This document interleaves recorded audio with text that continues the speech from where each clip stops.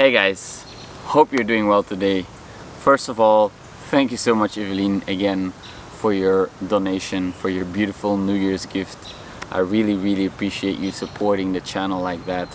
It's such an amazing feeling to wake up and to see that someone actually takes the time to support the channel. So thank you so much for that, and I want to thank you from the bottom of my heart for your generosity. Now, currently I have been feeling really tired, and I think it's partly due to a food infection that I had, a food poisoning, and somehow it's still lingering in my system, and it really made me confront myself with tiredness, because I used to be super energetic. I could do anything I wanted, and there was never this issue of being tired, of feeling like I was unable to be as productive as I wanted to be.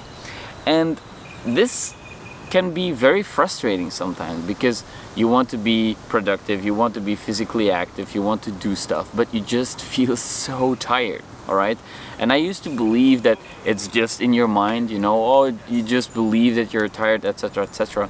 But your body can actually be exhausted. It can be depleted, especially from a food poisoning. You lose so much water weight, you lose so much nutrition, so much nutrients and vitamins and everything, so your body needs time to recover. And that is what I've been experiencing these past few days. I haven't been functioning optimally whatsoever, and I find it really frustrating, because I want to be productive, because I want to do stuff, but sometimes your body tells you no, right? And you can't push beyond that. Well, you can force yourself, but that is going to have negative consequences further down the line.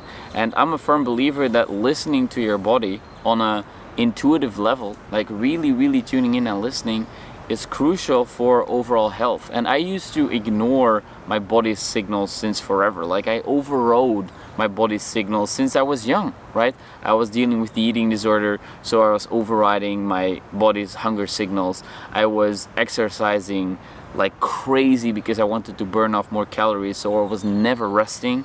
The things I did, oh my god, I can't even fathom how I was able to pull it off. I was cycling, using my push bike to go to school 1 hour in the freezing cold, just wearing a t-shirt because it would burn more calories. So 1 hour to school. Then at school I would be standing up all the time. I would never sit down. I was running around. I would go to the bathroom like 10 times a day just so I could get in more steps. All right. Then after school I would ride back 1 hour, and then when I got home I would sit on the exercise bike for 3 more hours as we were watching some kind of series or whatever with the family. So I was just exhausting my body like crazy. And I remember when there was a lot of wind as I was going to school, I was so mad at the weather, because it made everything so much more difficult. When you have wind against you, it's just so much more difficult to push through that, right? So I was just overriding every single signal that my body was sending me. And it has been a tough journey for me to relearn to listen to my body, to relearn to feel and hear the signals that my body needs rest, my body needs water, my body needs food, my body needs something, right? And I'm still in the process of learning this. Now, perhaps you can relate. You want to be productive, you want to be disciplined, you want to put in the work, but your body simply says no. What do? Do you fight off the tiredness? Do you drink coffee? Do you push yourself? Or do you take rest, and do you actually treat yourself with the care and attention that you need? Now, you need to find the balance between being lazy and listening to your body and giving it the rest it needs, right? Because some people might abuse them feeling tired to just be lazy and to procrastinate on all kinds of tasks. And other people might just push themselves too hard. And I used to be a person who pushes myself too hard, way too hard. And for us, the people who are perfectionists, people who want to deliver, okay, it's important to stay conscious and aware of your body signals, because at some point it's going to backfire, and then the results will be a lot more detrimental than if you were to pay attention to your body's needs right now. Okay, it's like you're borrowing from from the future. You're borrowing energy from the future. It's like you take out a cash loan from a credit card, but then you need to repay with interest, okay? So it's going to become more expensive in the future if you don't listen to your body right now. And it's okay, all right? It's absolutely 100% okay to listen to your body, because our bodies are incredibly intelligent organisms, right? They give so many signals that we need to learn to listen to, because our rational brains, our prefrontal cortex, is the executive function of the brain, and we can override bodily signals, okay? We can override our desire for sex, we can override our desire for food, we can override anything with our prefrontal cortex. So it is possible for us to kind of detach ourselves from our bodily needs, even though sometimes it's the other way around and our bodily needs take complete control over our rational thinking and we get into an addiction, for example. So it's about finding that balance between really tuning in and listening to your body, and also not letting yourself be fooled or get fooled by your instincts or your impulses or your subconscious desires. So my journey has been one where I try to make the unconscious conscious, and then also where I have to learn to tone myself down a little bit, because there was actually a subconscious drive for me to want to push myself, because I felt like I was not worthy if I didn't do that. And so whenever I felt really, really tired and I couldn't perform at the level I wanted to perform, I felt super anxious and scared and annoyed and frustrated, because I felt like now I can't perform at the level I should be performing in order for me to be lovable, in order for me to be worthy, okay? I need to work hard, because otherwise I don't deserve love, otherwise I am unworthy. And that was very scary, all right? I got these crazy nightmares about ending up in a wheelchair and becoming paralyzed, because then I couldn't be physically active anymore, then I couldn't work as hard anymore. And that was terrifying to me, okay? Terrifying, because I thought my life would be over after that, because I was simply just so unworthy, okay?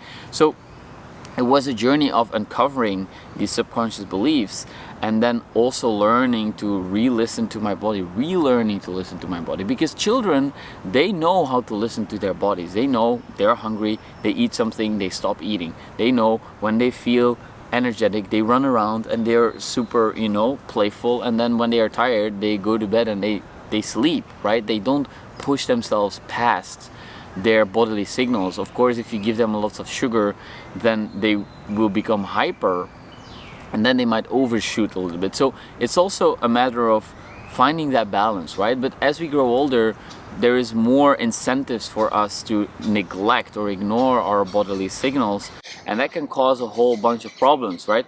So it's okay when you feel tired and you need rest, right? You are not a bad person for doing that. And it's also a reminder for myself, because I struggle with this a lot. When I feel tired, I feel frustrated because I want to work, I want to perform, and I feel lazy when I take a rest, when I take a day off. Guys, like, you will not believe this, but I've never taken off like 2 hours to get myself a massage, for example. I never did this because I feel like I don't deserve it, right?